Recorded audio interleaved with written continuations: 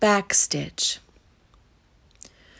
The subtle wrongness of this house is grinning in the windows, deliberate slant that always lets the sunlight scratch her bones and sends its glinting slices spinning off the needle, or malicious rainbows circle, dizzy on her mending.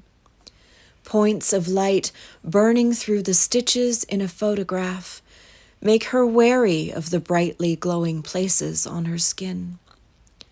Her mother taught her how to stitch, her father how to skin and etch a likeness onto paper in the shadow by the windows, to sew around the edges of a figure in a photograph, making seams of places where memory meets bone.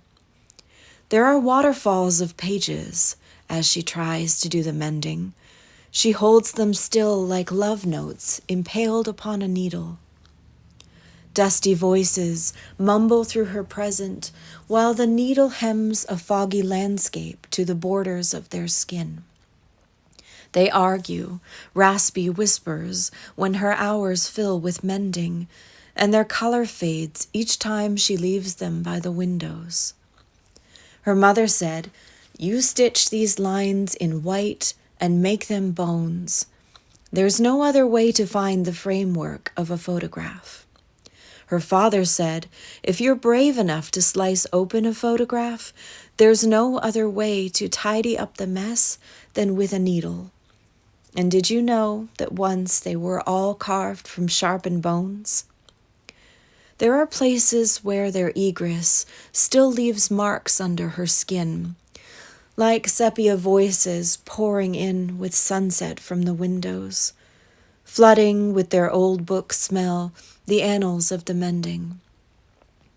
She sits for crawling hours, patching holes in dreams and mending hands and faces from the torn strips of a photograph, while her mother and her father peer inside the windows. She weaves a wounded pattern through the paper with her needle. Borders blur at intervals, and stitches creep over her skin, the glint of metal soaking up the white of sharpened bones. Mouths and eyes are panes of glass, and wood composes bone that pours with paper faces, swirls with dust motes from her mending.